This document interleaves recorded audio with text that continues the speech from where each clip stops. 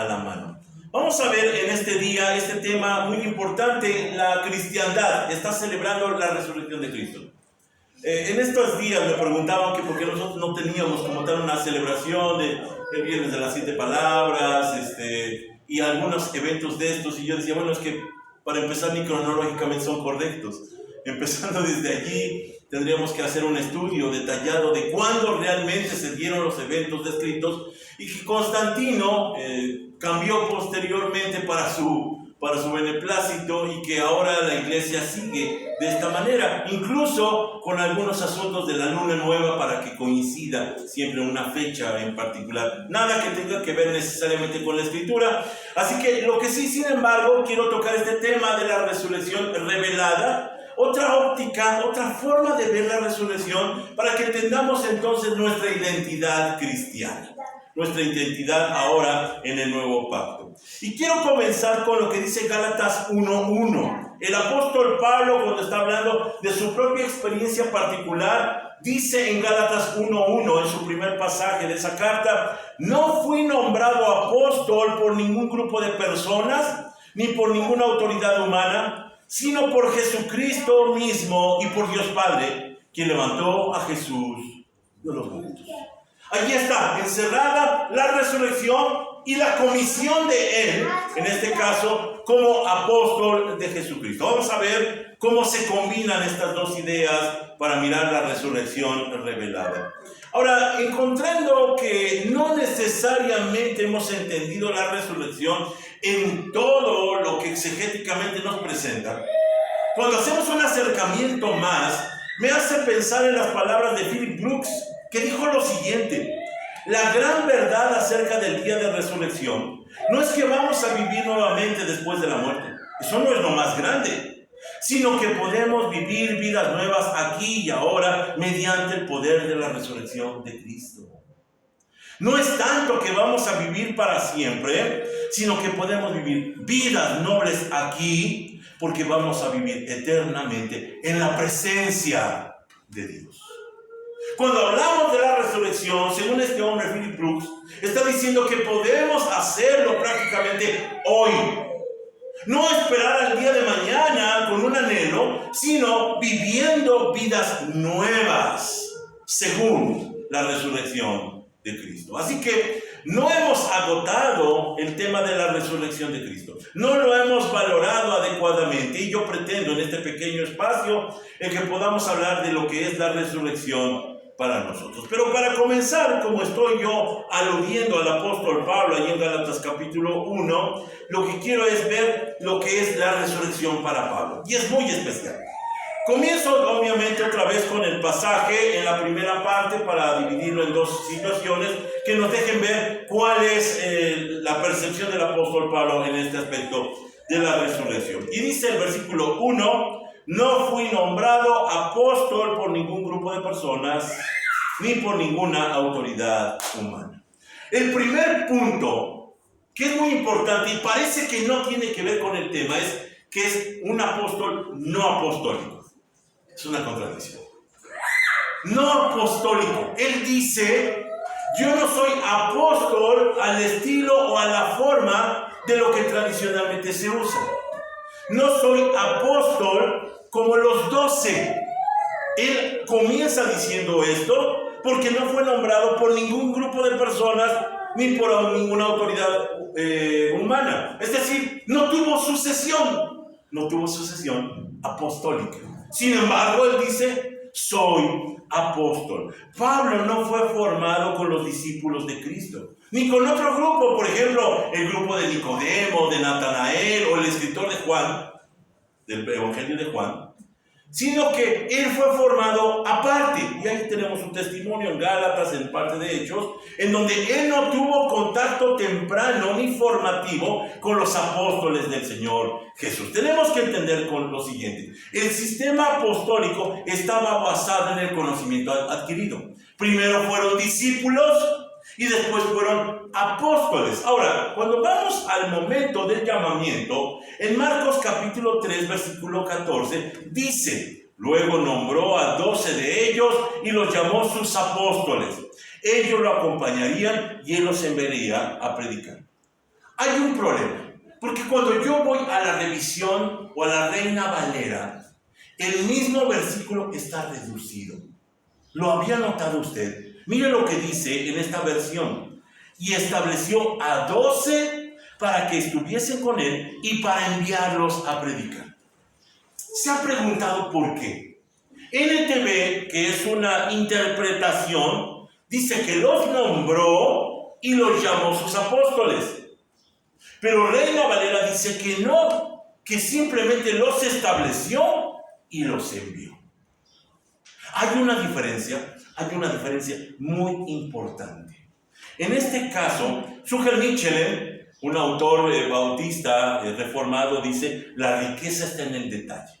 Y cuando vamos al original, ahí me encanta, porque allí surgen precisamente todos estos detalles que nos hablan de por qué Pablo se presenta como alguien no nombrado por ninguna autoridad humana. En primer lugar está el griego apostelo.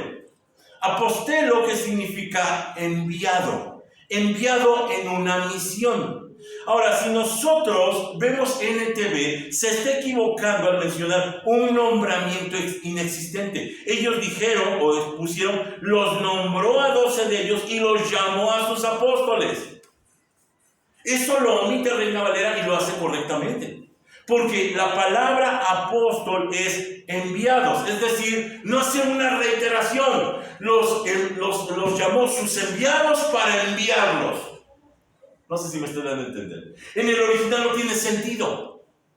¿Cómo va a llamarlos sus enviados para después enviarlos? Simplemente son los enviados. Si nosotros quisiéramos omitir o interpretar o transliterar la palabra correctamente apóstol, simplemente sería enviado. Alguien que fue enviado en una misión. Ojo con esto. Marcos, cuando está narrando acerca del llamamiento de los apóstoles, no está diciendo que fueron nombrados apóstoles, sino que fueron enviados. No es nombramiento. Tanto se pelean por ser nombrado el apóstol, el pastor, el profeta, el sacerdote. En el original está diciendo que simplemente son enviados. Ahora, cuando está hablando el apóstol Pablo de su propia percepción en Gálatas 1:1, cuando dice, soy apóstol, pero no soy apóstol, porque eso es lo que está diciendo, en realidad está utilizando lo mismo, apostelo, para definir solo su misión. Es decir, está diciendo, no tengo un nombramiento como aquellos, porque no lo soy, solamente soy enviado. Ese es mi único valor. Él no presume inmediatamente su insignia y su gafete diciendo, mírenme, y tengan de mi admiración. Yo soy un apóstol reconocido. Pablo rompe con todo eso y dice, solamente soy un enviado. Ahora, ¿cómo lo sabemos?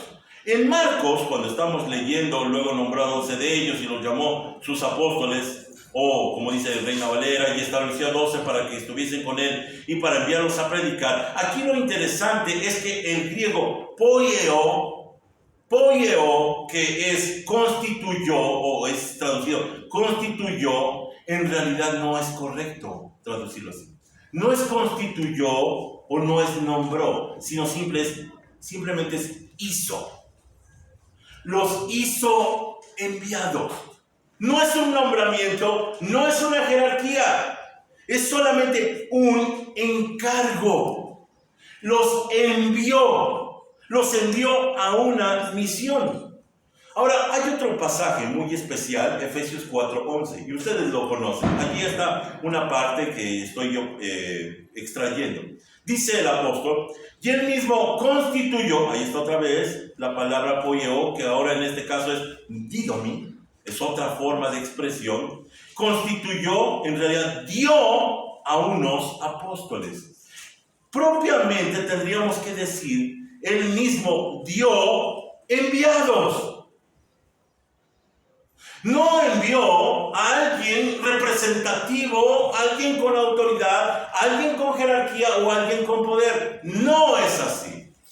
Él solamente envió al apóstol Pablo, él envió al apóstol Pedro, él envió al enviado Pablo al enviado Pedro. Esa sería la manera correcta de entenderlo. Y esto entonces nos demuestra que ese pasaje de Efesios 4:11 debería de leerse así. Mire, léalo conmigo. Es muy interesante darnos cuenta de algo que espero que usted capte. Dice así, léalo conmigo en voz alta. Dice, y él dio a los emisarios, ahí está la palabra apóstoles, a los voceros, profetas, a los proclamadores, evangelices, pastores, poimé, y maestros, didáscalos. Dése cuenta la forma como se debería de traducir el pasaje. Él dio a los emisarios, a los voceros, a los proclamadores, a los pastores y a los maestros. ¿Ya se dio cuenta? Todos son anunciadores. Todos se dedican a lo mismo. Tal vez sí con una especialidad. Pero todos son anunciadores. Y Pablo dice, ese soy yo. No me pongan más etiquetas. Eso de apóstol, que suena tan rimbombante y tan importante, no va con el cristiano. No funciona de esta manera. Cuando se está presentando el apóstol Pablo, él dice simplemente, yo soy un enviado de Jesucristo. No tengo otro valor más que mi misión. Y mi misión, dice, es muy importante. Soy enviado a cumplir la misión de proclamar, de ser anunciador. No hay jerarquías, hermanos míos. Por eso entre nosotros no puede haber el ungido, no puede haber el pastor, no puede haber el apóstol, no puede haber el diácono. Todos nos dedicamos a lo mismo.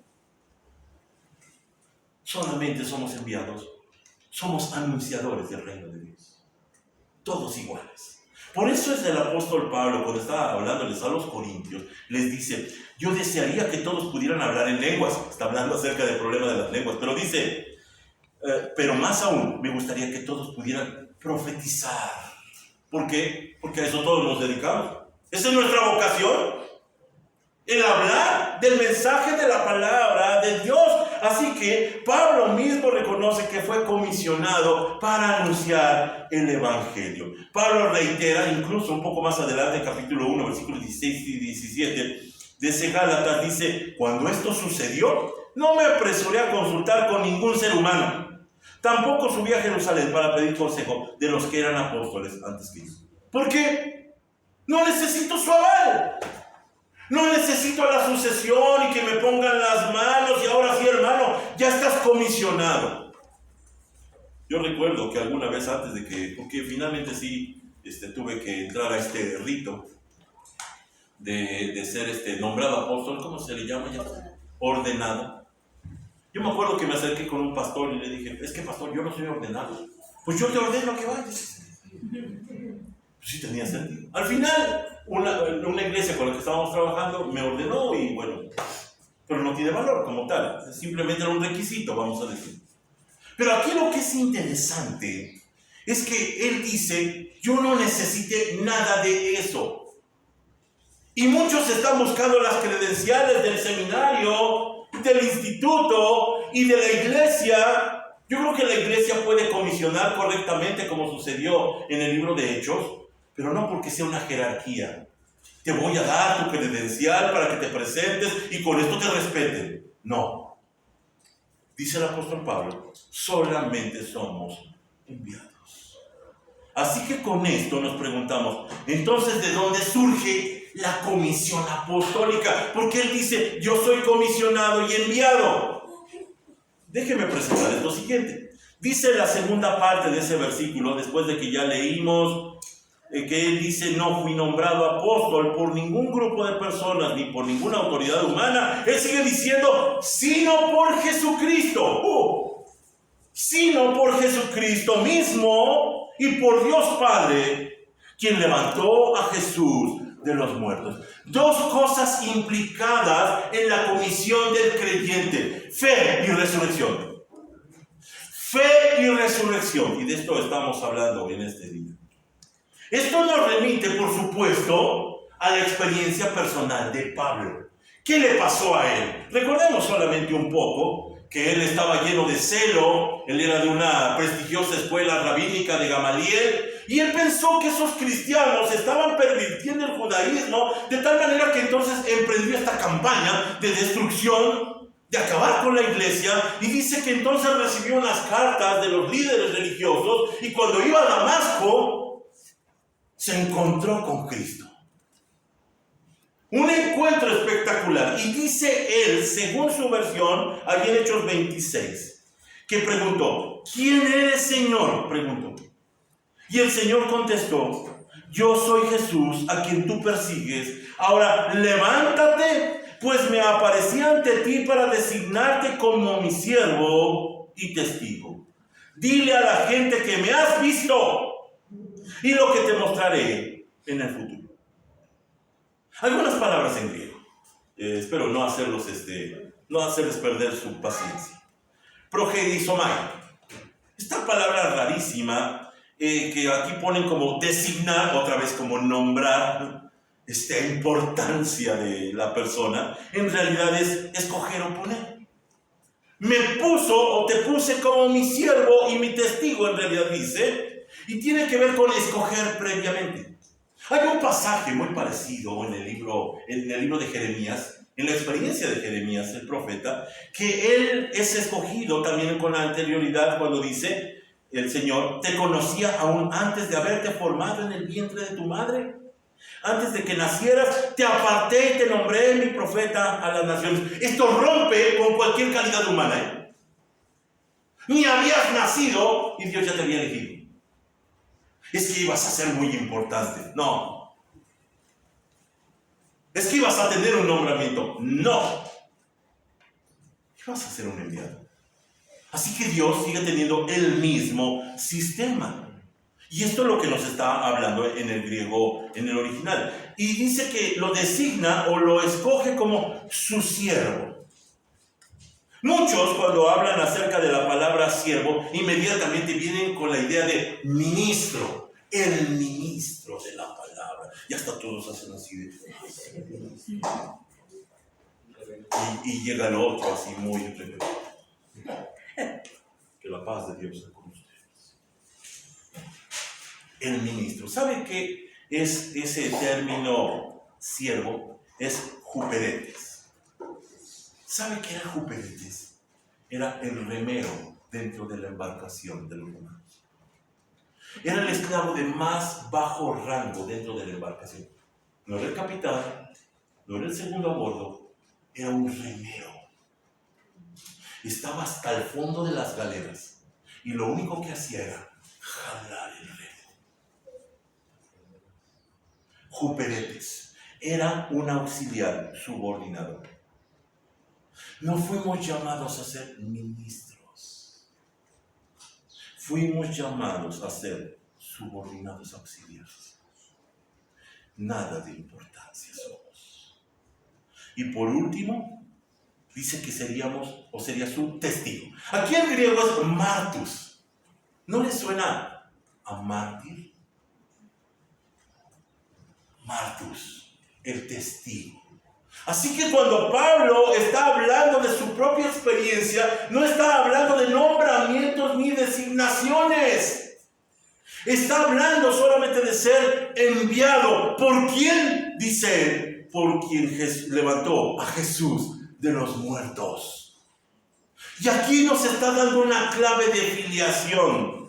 La revelación es la base del comisionado, es la base del enviado de hoy. Cuando nosotros vemos por la fe que Cristo resucitó, eso es suficiente credencial para ser enviados en el nuevo pacto. No hay sucesión, no hay nombramiento, solamente hay fe. Fe en la resurrección. Ahora, ¿qué significa mirar a Cristo resucitado? Porque esto nos compete. ¿Qué importancia tiene mirar al Cristo resucitado? Tenemos que ir nuevamente a la historia de Pablo. Pablo sabe que esos personajes que están siguiendo a ese Jesús y que él sabe perfectamente que fue muerto y fue muerto en una cruz, él dice, son herejes. Hay que exterminarlos simplemente. Pablo no vio previamente a Jesús, no lo conoció, solamente escuchó y sabía que estaba muerto. Por lo tanto, su responsabilidad era destruir la herejía y a los herejes y persigue a la iglesia. Pero cuando se lo encuentra de frente en el camino a Damasco, se da cuenta de su error. No está muerto. Y esto cambia todo. En un solo instante, él sabía perfectamente, porque Jesús se presenta como tal: yo soy Jesús a quien tú persigues. No estabas muerto, lo está viendo con sus propios ojos, lo tiene delante de él, y entonces él comienza a entender todo lo que está pasando y comprende su error. Él escribe acerca de su propia experiencia y lo escribe en Hechos 26. Dice: cierto día yo me dirigí a Damasco para cumplir esa misión, respaldado por la autoridad y el encargo de los sacerdotes principales. Cerca del mediodía, mientras iba de camino, una luz del cielo más intensa que el sol brilló sobre mí y mis compañeros. Todos caímos al suelo y escuché una voz que me decía en arameo: Saulo, Saulo, ¿por qué me persigues? Es inútil que luches contra mi voluntad. En un solo instante, este rabino judío llamado Saulo, este rabino que sabía de las Escrituras, comprendió que habían llegado los días de la resurrección, y él lo sabía bien. Ellos, como judíos, tenían una sola esperanza: el Olam Jabá. Ahorita vamos a ver qué es eso. Los días de resurrección. Y cuando mira al resucitado, dice: ya comenzó. Ahora, ¿cómo lo niego? Ahora, ¿cómo puedo repudiarlo? La resurrección, hermanos míos, significa entonces el nacimiento de todas las cosas, la renovación de todas las cosas, es la nueva creación, es el tiempo en donde por fin todo lo que antes no se podía, ahora se puede en Cristo Jesús. Es un cambio revolucionario total. Y esto nos lleva entonces a un siguiente punto. ¿Qué es o qué debe ser la resurrección para nosotros? ¿Es importante para nosotros? ¿Cómo funciona la resurrección para nosotros? Y en primer lugar pregunto, ¿el cristianismo debe ser apostólico? Ya tenemos problemas. ¿Apostólicos? La respuesta es sí y no. No, porque no venimos de los 12. En todo caso venimos del apostolado de Pablo, el gentil, el que predicó a los gentiles, perdón. Pero no es en ese término, y Pablo explica allí en Gálatas 2:7, mire, léalo conmigo en voz alta, aquí está el pasaje. Dice: ellos comprendieron que Dios me había dado la responsabilidad de predicar el evangelio a los gentiles, tal como le había dado a Pedro la responsabilidad de predicar a los judíos. ¿Quiénes son ellos? Los 12. Los 12, está hablando de ellos. Ellos comprendieron que ellos habían sido enviados a los judíos, pero que él, estoy haciendo la transliteración, estoy haciendo el cambio por apóstol. Él fue enviado, ellos fueron enviados a los judíos, pero Pablo fue enviado, apóstol, a los gentiles. Hay dos apostolados, ¿se da cuenta? Hay dos tipos de envío. Uno es a los gentiles y otro es a los judíos. Y escuche, el apostolado judío o los enviados a los judíos solo funcionarían hasta la existencia de la cultura judía. Hoy hay un grupo instalado allí en Palestina que dice que son judíos. Ellos no son herederos de Abraham. No tienen nada que ver con lo que vemos en la Escritura. Y lo han dicho claramente: no pertenecemos a ese movimiento, ni tenemos parentescos con el Antiguo Testamento. La cultura judía desapareció en el año 70 después de Cristo. Fue destruida la ciudad, destruido el templo, destruido el arca, destruido todo lo que los identificaba como judíos. Desapareció.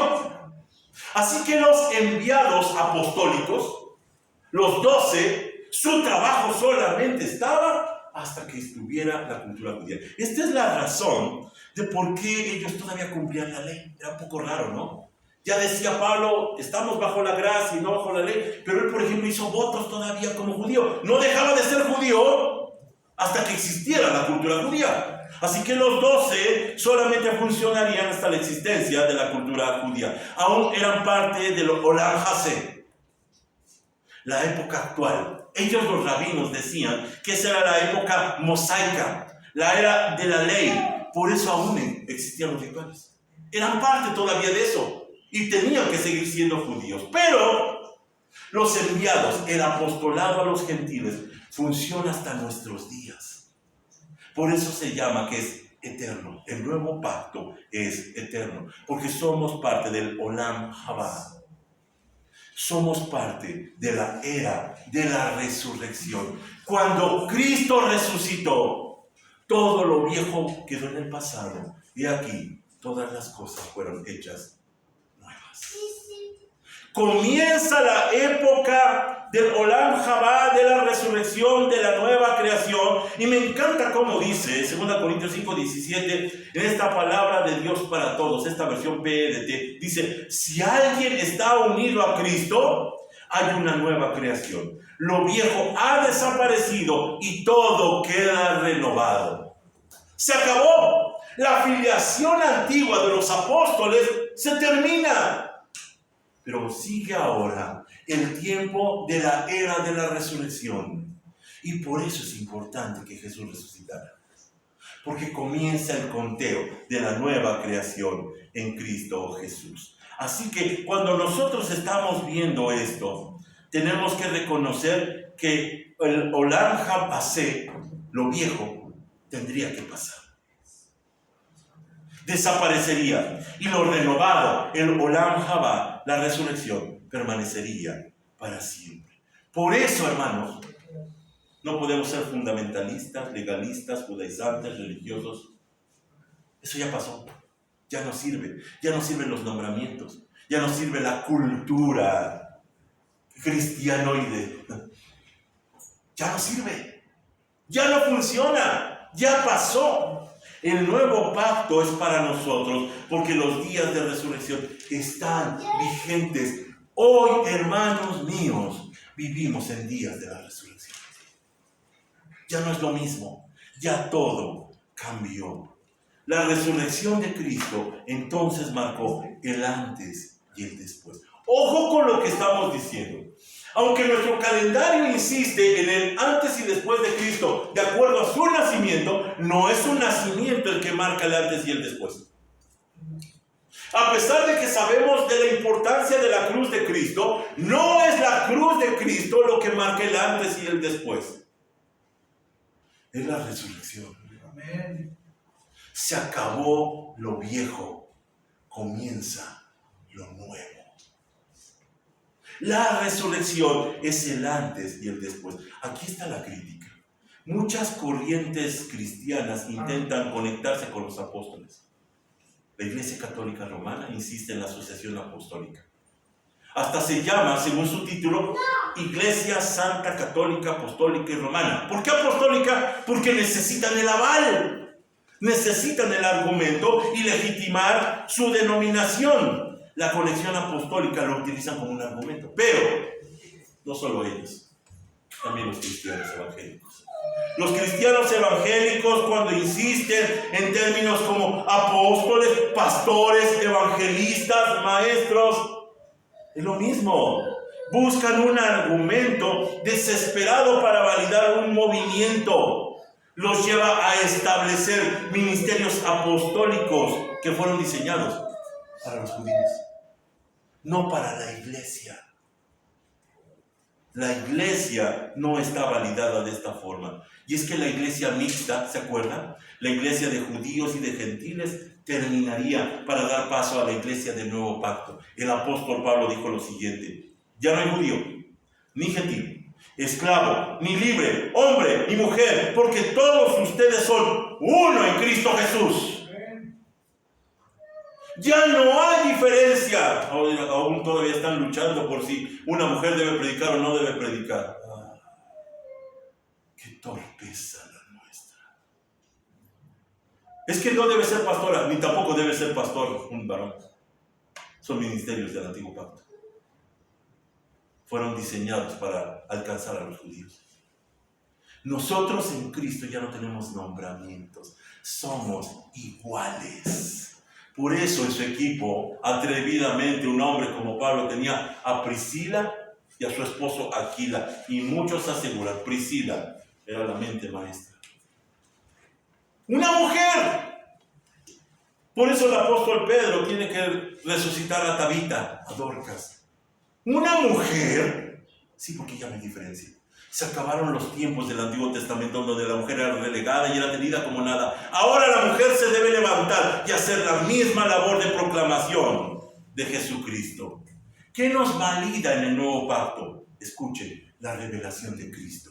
Si usted ya miró a Cristo, y no con estos ojos, si usted mira a Cristo y dice, sí creo que ha resucitado, sí creo que murió por mí, esa revelación lo hace parte de la iglesia de Cristo. No hace falta el curso, el discipulado, el bautismo. No hace falta, porque nos ha unido el Espíritu Santo. La sangre de Cristo nos ha limpiado. La revelación de Cristo ha abierto nuestros ojos. Igual como el apóstol Pablo, cuando le fue revelado el Cristo resucitado, somos añadidos a la iglesia cuando comprendemos por fe la verdad del Cristo resucitado. ¿Cree usted que Cristo resucitó? Yo lo veo día con día. Me conmuevo hasta las lágrimas con los pequeños detalles. Cuando veo los maravillosos cuidados que tiene el Señor, yo digo, no cabe duda que no estás muerto. Es evidente que estás conmigo. Esos ojos de fe, esa confesión de fe, fue justamente la misma que Pedro declaró en Pentecostés. Cuando estaba predicando en un momento dado, él gritó a la congregación, Dios levantó a Jesús de los muertos. Y de esto todos nosotros somos testigos. La iglesia se compone de gente que dice, efectivamente, soy testigo de la resurrección de Cristo. ¿Quién me puede negar el derecho de admisión? Los testigos del Cristo resucitado forman parte de su cuerpo espiritual por fe. Déjeme concluir entonces con esto. ¿Qué ha detenido la expansión del apostolado de los enviados? ¿Se lo ha preguntado? Le respondo lo que yo creo.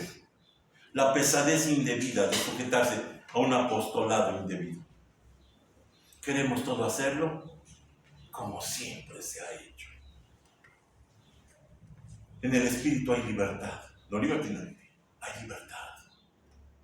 Y esa libertad generaría rapidez. Ese despojo de peso generaría que llegáramos entonces a cumplir el pacto y el envío que hizo Dios hacia nosotros. La iglesia no pertenece al antiguo pacto. El de las obras, el de los rituales, el de los nombramientos, el de los apóstoles, el de los pastores, el de los ungidos, no, pertenece al nuevo pacto. El de todos somos iguales en Cristo Jesús. Todos somos enviados, todos somos ungidos. Y mezclarlo es indebido. No es renovación del pacto, es el nuevo pacto. Y la iglesia no debe vivir en la ley, sino vivir bajo la gracia. Y recuerden, ley y gracia se contradicen. Y las obras y la gracia no funcionan, porque las obras nulifican la gracia. ¿Cuántas iglesias nulifican la gracia? La iglesia no puede vivir en la era de la ley, porque la iglesia es producto de la resurrección de Cristo. Eso somos nosotros. La resurrección es la base de la nueva creación. Usted vio la cruz. Pues allí no solamente estaba muriendo Cristo, estaba muriendo Adán. Nosotros, el viejo hombre, allí en esa cruz se quedó crucificado. Pero cuando se levantó Cristo, Cuando se levantó Cristo en ese día glorioso, surgió el nuevo hombre. Y nosotros con las posibilidades de vivir vidas nuevas y santas. Cristo, la cabeza de la iglesia. Y los que estamos en Cristo, estamos en el cuerpo del resucitado. Oremos. Dios, te agradecemos por esta palabra tuya. Déjanos valorar sobre todas las cosas tu resurrección.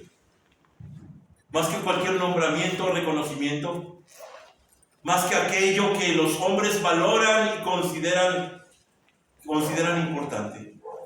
Permítanos, Señor, solamente mirar a Cristo, al resucitado, en el cual vivimos y somos, en el cual somos nuevas criaturas. Y déjanos seguir compartiendo el mensaje de la fe, el mensaje de la gracia de que Cristo vive y ha redimido al mundo, creando una nueva creación.